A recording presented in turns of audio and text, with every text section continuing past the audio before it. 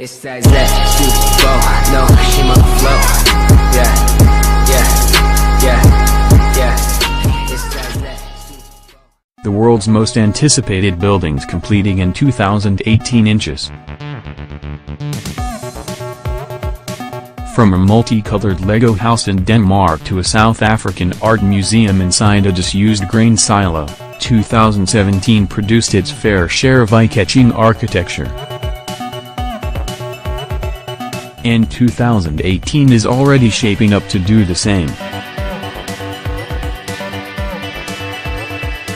Some of the biggest names in the industry, including Thomas Heath Urich and Kengo Kuma, have designed buildings that are expected to complete in the next 12 months.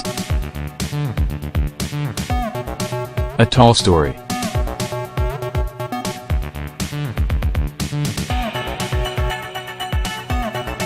In 2017, China built more than half of the skyscrapers measuring 200 meters, 656 feet, or taller, a dominance that looks likely to continue this year, according to the Council of Tall Buildings and Urban Habitat, TBA. Notable amid the country's upcoming high-rises is the late Zaha Hadid's Lisa Soho, a twisting glass tower, also in Beijing, that Hadid's firm claims has the world's tallest atrium. Glass and steel may still overshadow other materials, but high-rise construction is slowly diversifying, according to Sean Orsini, editor of the TBA's Skyscraper Center database. Related.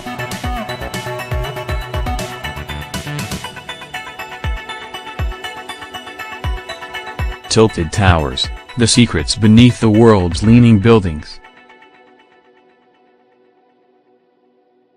Timber construction is making some pretty significant strides, he said in a phone interview. Vancouver has just completed an 18-story building, 17 floors of which are made from engineered timber.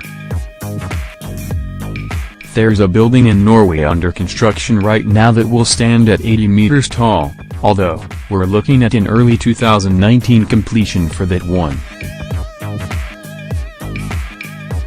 There are a number of new timber buildings that are supposed to start construction next year or in a couple of years' time. So in terms of new trends that are picking up steam, that's something we're expecting to be seeing more of. Emerging trends.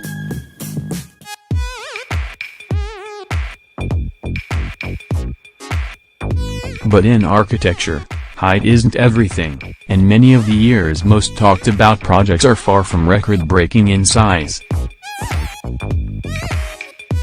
Nonetheless, they may still have a transformative effect on their respective cities' skylines.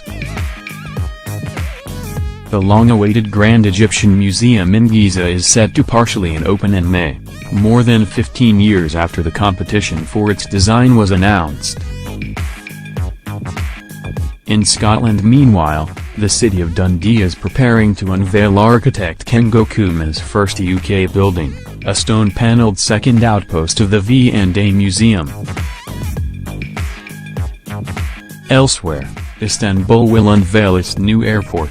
Helsinki welcomes a new public library with an undulating wooden facade, and New York gains a curious new structure in the shape of Thomas Heath Urich's vessel, a 150-foot-tall sculptural mass of interlocking staircases.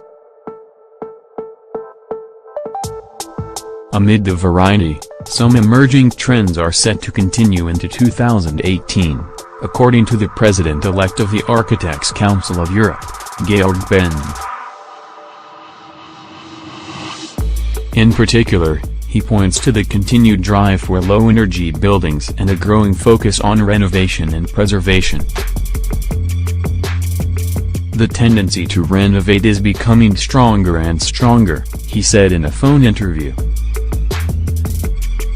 Architects are now looking more closely at existing buildings, and, if the structure itself is good enough to make a renovation, then they'd rather keep it.